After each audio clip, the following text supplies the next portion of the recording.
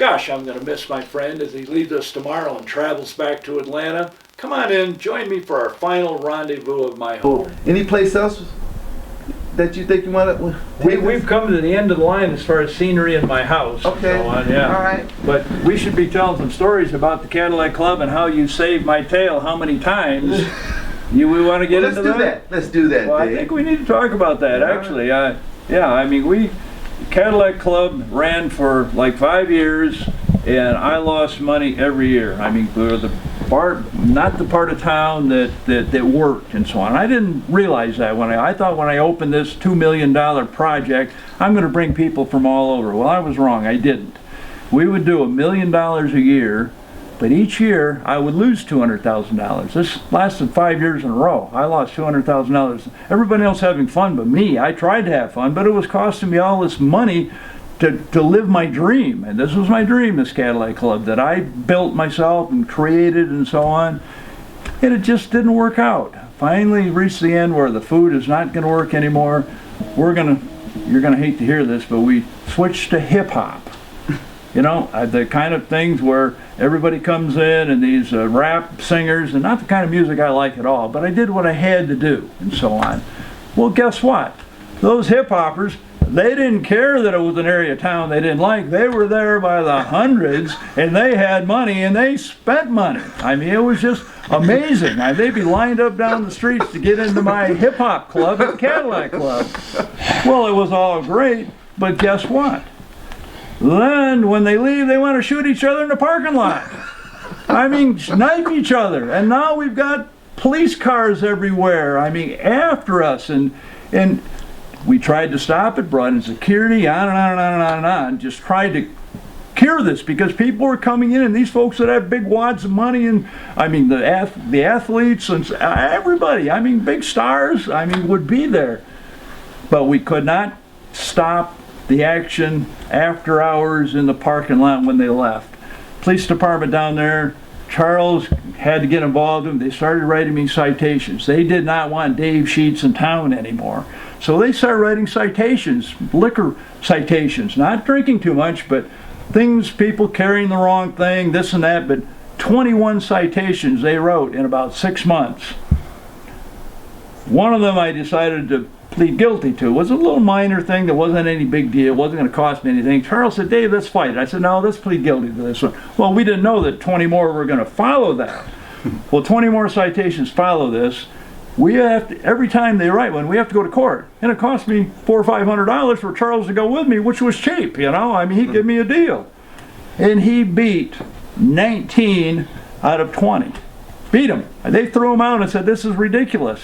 I mean, it was the police department. One backs up the other. They write citations. The mayor would tell them, we want Dave Sheets gone. Well, I understand that, but don't do it that way. I mean, what they put us through was hell, honestly.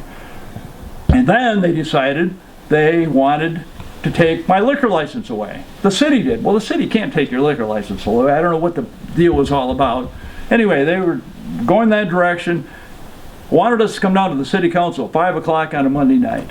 Charles and I were down there. Great, no big deal. We have nothing. Everything has been thrown out. I mean, why are we doing this? That meeting lasted from 5 o'clock in the morning, from 5 o'clock in the evening till 5 o'clock in the morning. We were there for 12 hours defending ourselves.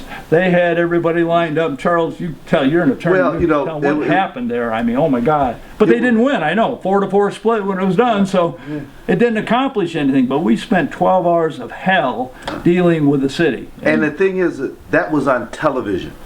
We were on television. It made you famous, right? We made Charlie famous. We were on television for 12 hours, from 5 p.m. to 5 a.m. And at the end of the day, they could not take Dave's license. They couldn't get the votes together to take his license. So it was a win. It was a win. But Dave, let me tell you. After all that, yeah, the money they spent to do this, I mean, it was disgusting, honestly. I got a phone call that night that I've saved forever. My dad called me about halfway through, and I couldn't take it because we were in court. And we were there with the city council. Right. And at the end of the day, 5 o'clock, about 5:15, I wanted to find out what my dad said. My dad said, everybody in the neighborhood is calling me. You are just doing such an awesome job and everything, and I'm so proud of you. But he did say, well, it wasn't me, it was you, for God's sake. You got but up there to do. I just had to sit there and listen to all this garbage, you know? He said, Charles, they said you're kicking the police's butt.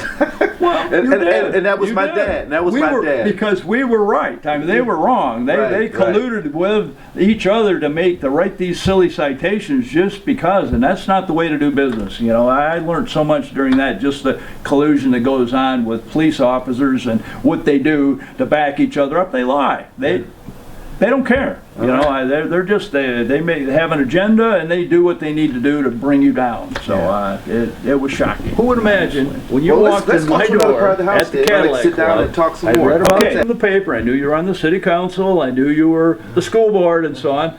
But I didn't know you were an attorney. I mean, what are the chances you would walk into my business and become one of my best friends and help me get through all the trials and tribulations that were coming my way, which we had no idea at that time. None. Well, none.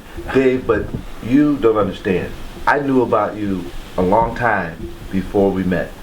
I had never met you, but you really serviced the community. With your, you had your rent-to-own business with your furniture and things. A person could come in with $10, pay you $10, $20 a week, and they could walk out with furniture.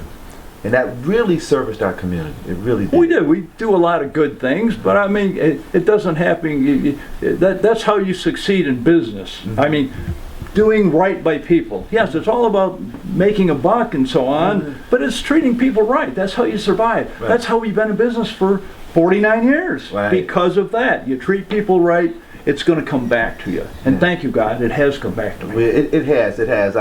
I've been with you when you purchased property, and you've purchased a number of homes here in Lansing. I'm going to let you tell how many, but what I get from the community, they want to rent from Dave Sheets. And the reason is, you take care of your property. Well, we were fair. We're down-to-earth people, and they knew us. We've become family. I mean, with many of the people in the community, especially the black community. That was become my friends. You know, it's just very amazing. And as you say, now we've kind of moved away from the furniture business and got into the housing business. I bought houses after the crash. Started buying houses, and have bought 150 plus now, in $700-800 a month.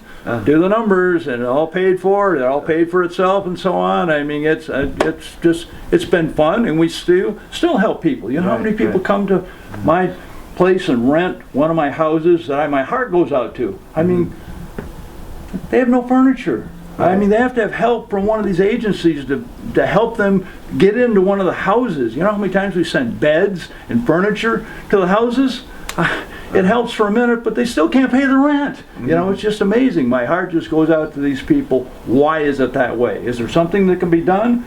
Probably not. It's just the way of the world. There's going to be people that do well, that use their head and have a little bit of common sense, and there are people that just don't. And it's never going to come to them. We've got to be there to do our best to help them. That's right. It's sad. And that's why, at one point, you were my only client because of your passion.